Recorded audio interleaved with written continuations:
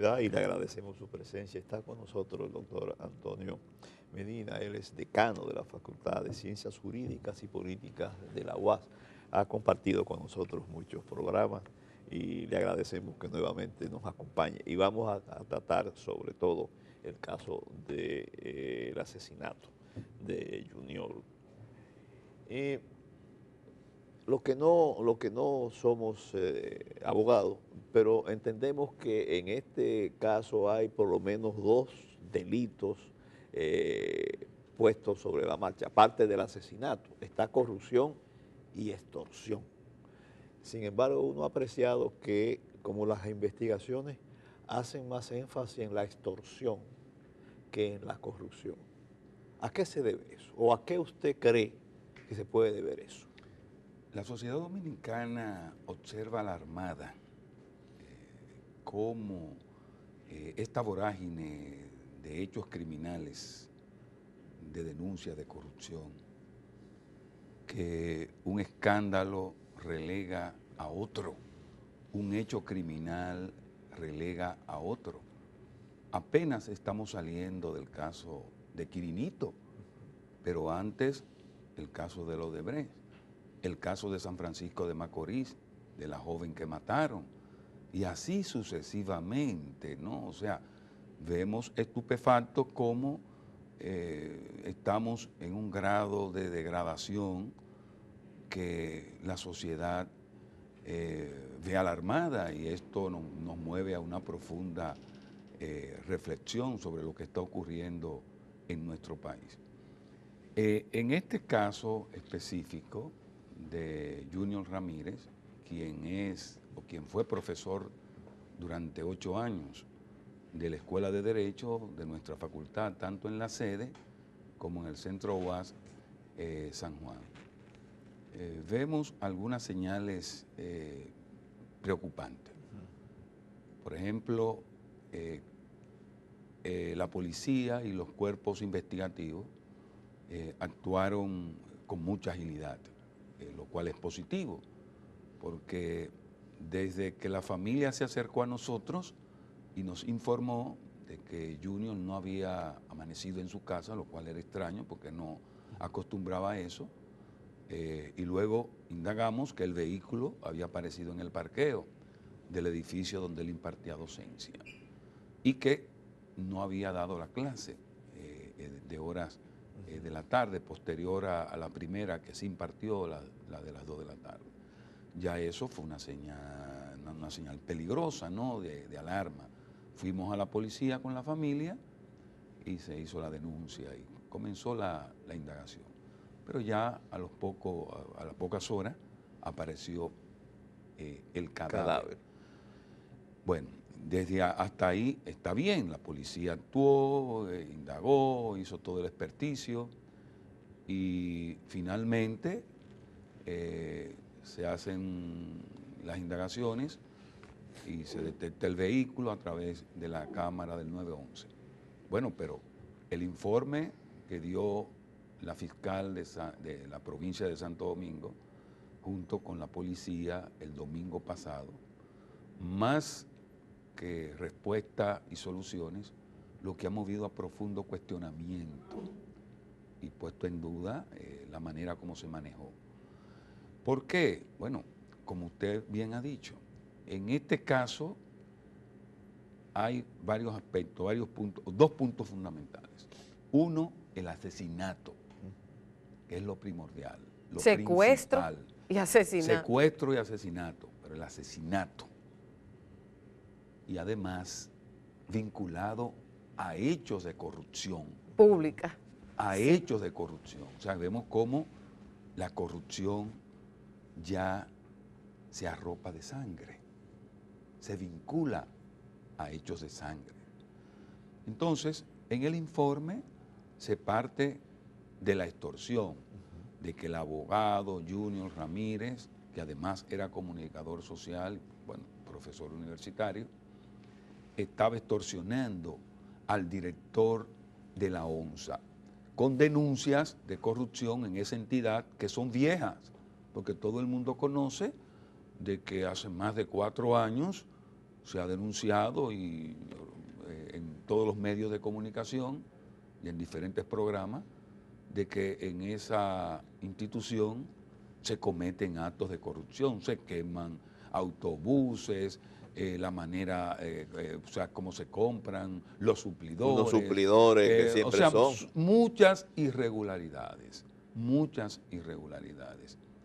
Y ahora comprobamos con este lamentable hecho cómo en una institución pública su principal funcionario se rodea de gente de su confianza que son sicarios, que son criminales reconocidos. Bueno, con un prontuario criminal. Esa ha sido una denuncia de Óigame, Juan Ubiere desde hace mucho tiempo. Eso es grave, muy grave. Porque, díganme, el director de la ONSA, cuando se hace referencia a la extorsión, si usted no tiene nada que ocultar, ¿por qué tiene que pagar a alguien que lo esté extorsionando? Y si ya pagaron y habían acordado, ¿por qué matarlo? Exactamente. O sea, es una pregunta, o sea, que como que no tiene lógica, que no concuerda lo que son los hechos con lo que se ha planteado en las declaraciones que hasta ahora ha dado el grande, ¿no? Señor decano. Entonces, señor decano de Ciencias Jurídicas, precisamente, correcto, de la UAS, ¿usted está conforme acerca de la manera en que está siendo dirigida esta investigación? ¿Por qué se han dejado personas fuera del expediente?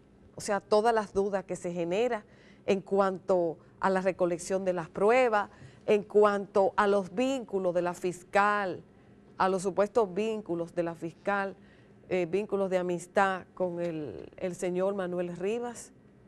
¿Cómo se siente usted? Como ciudadano, como profesional del derecho, como decano de Ciencias Jurídicas de la UAS. Hay un profundo descreimiento, no solo en nosotros, sino en sentido general en la sociedad. Y luego del informe preliminar de la investigación que dio, estamos en una fase inicial, eso se ha profundizado, porque la manera como se ha manejado hasta ahora no ha sido la más correcta. Usted lo ha dicho, ahí hay un empresario que han confesado que fue el que sirvió de intermediario para pagar la supuesta extorsión. Y está fuera del caso. Y está fuera del caso. Está fuera del caso. Fíjense cómo coincide la salida del director de la ONSA. Y en las declaraciones que da el grande, dice que ellos decidieron, sí, o sea, como una manera de sacar o disculpar al director de la ONSA. Pero además, esos vínculos, que nosotros la opinión que tenemos hasta ahora es de que la fiscal Olga Ginás es una funcionaria honesta, joven, competente. Pero si es como se está diciendo, habría que demostrarlo. Claro. Si es cierto eso, por supuesto. Ella no debería de participar en este proceso investigativo. Si se comprueban esos vínculos, esas relaciones tan primarias que tiene con el señor director de la ONSA. Entonces, yo vuelvo otra vez a esos dos aspectos. El tema asesinato, que es lo principal, el punto, el asesinato, que nada justifica un hecho como este, nada, absolutamente nada, no importa los motivos ni las razones. Y en segundo lugar, la corrupción. Vemos cómo ese flagelo ha llegado a estos niveles que se expresa y se traduce o trae como consecuencia un hecho que ha consternado a la sociedad dominicana. Nosotros creemos que esto no se va a quedar ahí, porque incluso yo venía escuchando ahora algunos programas y veo algunos comentaristas ya queriendo exculpar que el señor Rivas es una persona honesta, que es una persona que no es capaz de asesinar incluso dijo alguien ahí que fue casi de manera accidental que mataron a Junior, que la intención no era... eso es parecido a lo que ocurrió con Orlando, ¿ustedes recuerdan? Sí, sí, sí. Orlando No, Martínez. que fue un accidente, que fue que él se rebeló, que él... no, que fue que se le zafó un disparo y que el señor Riva, un señor de 60 y pico de años, 62 años, no puede estar en una cárcel como esa, que ciertamente es una cárcel que fue un hacinamiento, eso es horroroso, pero no solo él, nadie, ningún ser humano, pero que no deben de liberarlo y sacarlo del expediente. Señores, pero por Dios, ¿hasta dónde vamos a llegar? Nosotros creemos, y yo creo que la sociedad lo exige, que este caso se esclarezca hasta las últimas consecuencias y que eso no se quede ahí con esos sujetos, porque ya uno salió, Sí. que creo que salió para Estados Unidos, Argeni, otros no están en el expediente y ahora quieren exculpar al señor Riva. Y fíjense un detalle, que ya los interrogatorios han salido a la luz pública y esta es una fase secreta, según lo establece la norma procesal.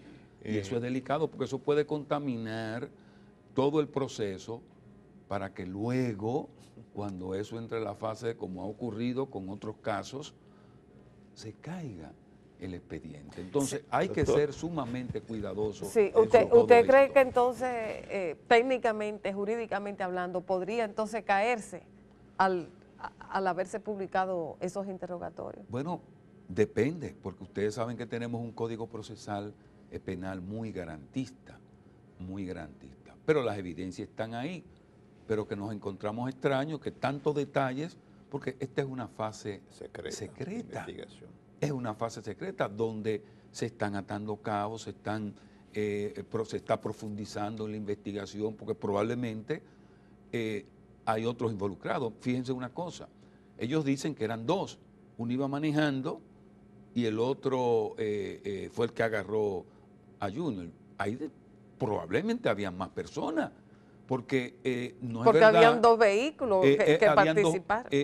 No, exacto, pero que en la camioneta uno solo de ellos, porque el otro estaba guiando. Sí. Entonces, ¿cómo pudieron controlar a Junior, que era una persona bastante fuerte? Entonces, hay muchas interrogantes, hay muchas dudas en torno a esta situación.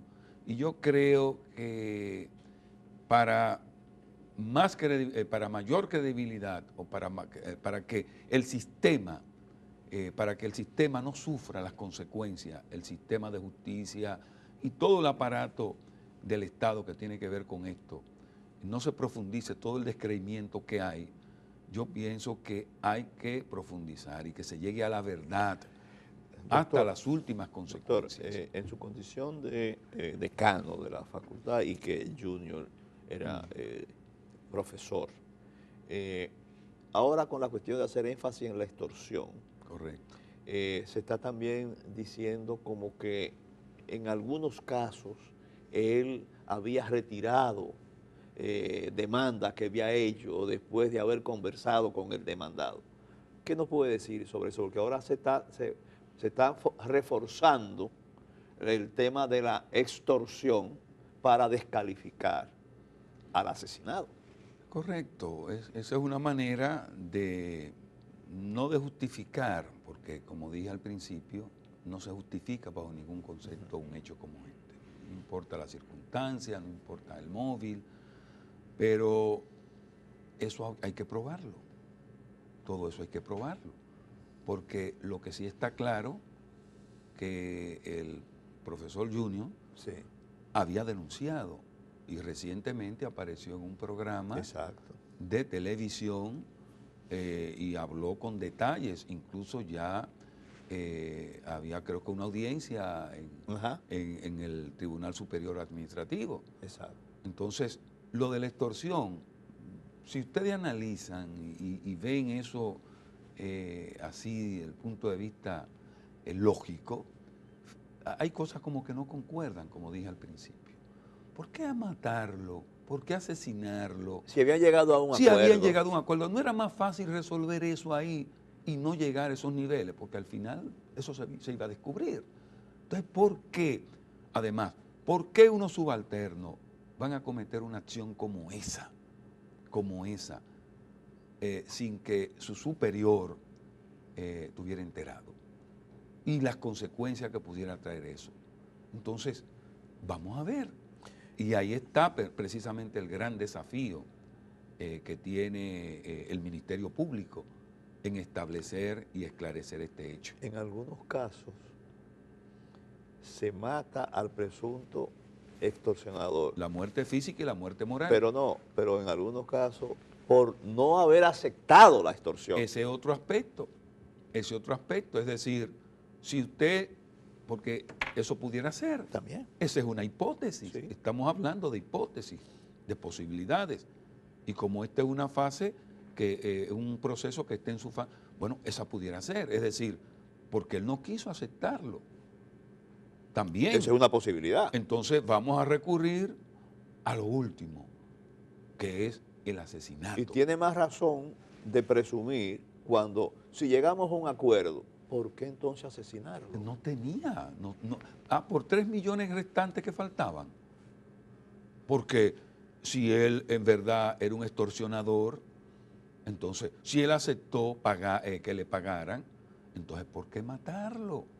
Entonces, son posibilidades que los investigadores deben de tener en cuenta. Uno, esa que se ha planteado de que él no quiso aceptar el soborno, el pago de la supuesta extorsión. De que vamos a arreglar esto. Vamos a arreglar esto. No se va a arreglar. Y dos, este dinero tampoco. ¿Por qué lo asesinan? Y sobre todo, ¿cómo lo hicieron? Exacto. Respondiendo a un patrón, a una eso acción que es propia del crimen organizado. Porque coger una persona y dispararle en un vehículo así prácticamente a quemarropa, y de ahí salir, dar vuelta durante varias horas hasta que oscurezca y luego ir a un arroyo, porque la intención era ocultar el cadáver, es decir, que eso desapareciera. Pero como dicen, no hay crimen perfecto, y ahí salió la verdad. Entonces, son cuestiones que están ahí. Pero incluso encadenado con un bloc y con la toga. Bueno, lo de la toga todavía dicen no. Que era un traje, porque él en realidad no tenía toga cuando lo mataron. Pero independientemente de eso, de que tuviera toga o no tuviera toga, lo principal es la forma horrenda, como mandando un mensaje. Porque díganme, si el cadáver no aparece, bueno, ¿quién iba a ser el responsable? No, si van a tejer muchas especulaciones, muchas hipótesis de que fue por esto, de que fue por otro. Como él estaba involucrado en muchas denuncias, bueno, al final eso se iba a quedar ahí, como ha ocurrido con otros casos. Sí. Pero surgió la verdad. Sí. Y debemos de exigir que se siga esclareciendo el hecho. Así es. Algunos sectores piensan que aquí, en este caso, no solamente se asesinó a Junior Ramírez, sino que ha sido herida de muerte la institucionalidad, la credibilidad del gobierno, porque todos sabemos que desde hace 4 años se venía denunciando lo que sucedía en la ONSA. Entonces, y no se hizo absolutamente nada. Tiene que explotar un escándalo manchado de sangre para que ese señor, el director de la ONSA, fuera destituido. Entonces, ¿cómo queda todos estos amaracos de ética, de nombrar comisiones éticas en 200 y tantas agencias gubernamentales, de crear vedurías, en fin, de tanto discurso de transparencia, si cuando la prensa publica con datos comprobables, informaciones de irregularidades, de corrupción, no se hace absolutamente nada desde el poder político. Evidentemente, como usted ha afirmado, ¿no? Esto profundiza el descreimiento de la sociedad dominicana en relación a si existe la voluntad para combatir el flagelo de la corrupción. Porque fíjense que casi siempre estos hechos, y los más relevantes, es porque son denunciados. Pero aún con esas denuncias, muchas veces pasa el tiempo y no se toma ninguna acción contra esos responsables. Y en el caso en cuestión de la ONSA, ocurrió así. Hace muchos años que se está hablando de que la ONSA, no solo que hay corrupción, sino que de ahí incluso Juan Uvieres, con la muerte de unos choferes, como que había componenda de personas vinculadas al bajo mundo, lo cual evidentemente queda evidenciado con este caso. Entonces, eso, como dije al principio, le plantea un serio desafío al gobierno. ¿Existe la voluntad de combatir la corrupción? Fíjense cómo diferentes hechos vinculados a la corrupción han ocurrido de forma casi seguida. Bueno, ustedes recuerdan el escándalo de los tucanos. Ya la gente se olvidó de eso. El escándalo del CEA, donde hay 2 muertes. 2 muertes. No, 3. Bueno, 3 muertes con el mismo 3 muertes, pero agresor. 2 periodistas, comunicadores. ¿Y dónde está el señor director del CEA que fue acusado de que allá había una mafia, el de la inmobiliaria, etcétera? Pero el caso de los 3 brazos. También. El caso de los 3 brazos. El caso de la Odebrecht. De Odebrecht. ¿Dónde están? Bueno, están todos, ya fueron liberados bajo prisión preventiva. Y el último caso de Quirinito. Fíjense cómo yo estoy, y afirmé al principio, que es una vorágine de situaciones, de hechos criminales horrorosos y de denuncia de actos de corrupción que uno relega al otro. Entonces, creo que hay que tomar las acciones. Vemos correcta la cancelación o la destitución de parte del señor presidente del director de la ONSA. Actuó, fue ágil en eso, lo mismo ocurrió en otros casos. Pero hay que mandar otras señales y que los bueno, organismos... la medida de coerción es hoy. Bueno, la medida de coerción es mañana, a las 2 de la tarde. Okay. Fue aplazada. Vamos a ver, están en el expediente hasta ahora el director de la ONSA, Argeni, que está prófugo, el coronel, porque ¿qué hace un coronel ahí de la policía? ¿Qué hace? Exacto, ¿Qué hace? Bueno, y está el grande, pero entendemos que deben de aparecer otras personas ahí, porque no se justifica que en el caso que ya se señaló del empresario sea excluido, de que porque él está colaborando, él fue testigo. Bueno, pero si usted participó, independientemente incluso él fue el canal para pagar la extorsión y está vinculado incluso empresarialmente con la institución y eso hay que investigarlo, porque esta investigación va en doble línea, en una doble dirección. Por un lado, el asesinato y por otro lado, la corrupción, porque fue el hecho de la corrupción lo que trajo como consecuencia el asesinato. Yo quería agregar algo a lo manifestado por el doctor Medina, por el decano. No, el periódico El Caribe trae un interesante reportaje que revela, bueno, revela no, sino que recrea, que nos recuerda cómo en 2 años han sido destituidos 9 funcionarios por corrupción y crimen.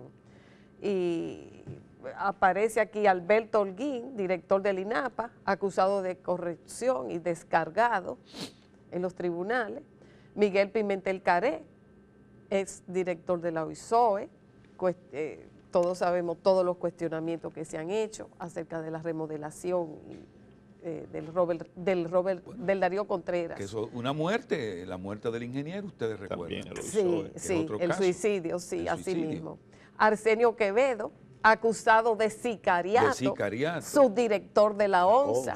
Precisamente. Sí, entonces está también, que usted lo mencionó, José Joaquín Domínguez, ex director del CEA, también cuestionado por corrupción, pero no está sometido a la justicia, absolutamente nada, tranquilito en su casa.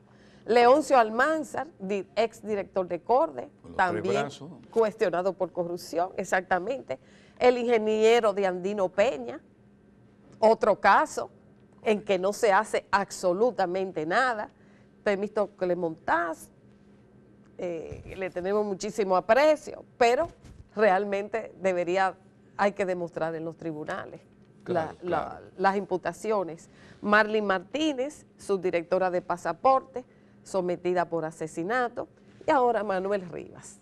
Vamos a ver qué va a pasar. Bueno, se habla de una cultura de la corrupción, lamentablemente, en República Dominicana. Que se ha hecho, y de la impunidad. Se ha hecho sistémica, porque la corrupción está vinculada a la impunidad. Una trae como consecuencia a la otra y viceversa.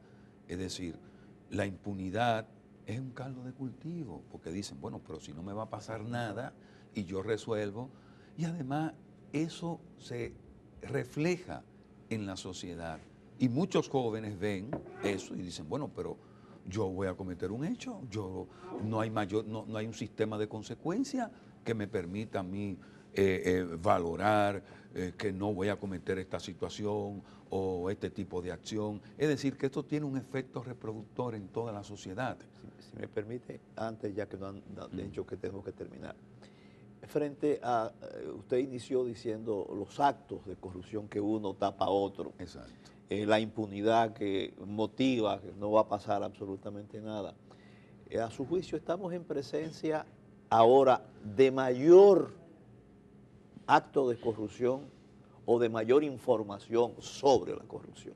Yo pienso que de mayor información, porque lamentablemente lo de la corrupción en la República Dominicana es una cultura y no vamos a responsabilizar a un solo partido. Eso ha sido parte del accionar político.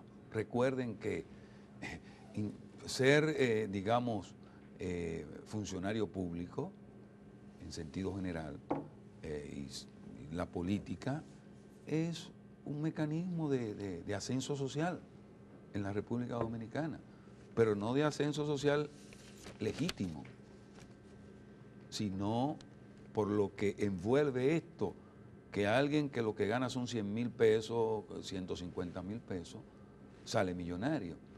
O sea, que es una cultura en el accionar político que hay enraizada en la sociedad dominicana.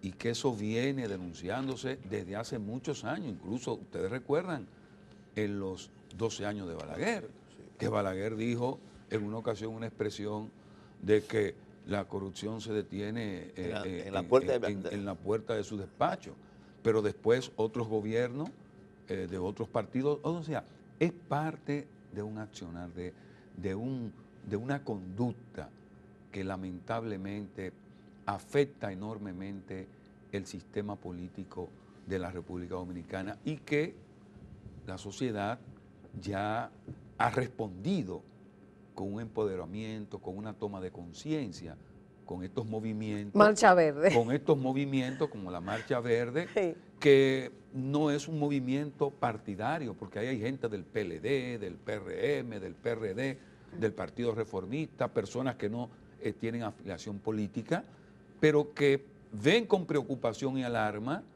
cómo estos hechos y cómo estos flagelos arropan a la sociedad dominicana y responden de forma pacífica, ya no con la indiferencia, porque fíjense que un factor que influía mucho en todo esto era la indiferencia social, y eso se reflejaba en las encuestas. Ya hoy el tema corrupción es uno de los temas principales que aparece en las encuestas, a diferencia de lo que ocurría antes, que a nadie le importaba eso, porque entendían como que eso no le afectaba, y el erario y eso afecta, afecta a los fondos públicos y en consecuencia a todos nosotros que somos los que por los impuestos pagamos eso. Así es. Bueno, se nos acabó el tiempo. Muchas gracias, señor decano de la UAS, por tan ponderadas reflexiones sobre este doloroso caso. Muchísimas gracias. Disfrute su cafecito Santo Domingo, que lo tenemos ahí. Y en unos momentos vamos a tener a una representación de Copardón e invitados extranjeros. En unos minutos estarán con nosotros.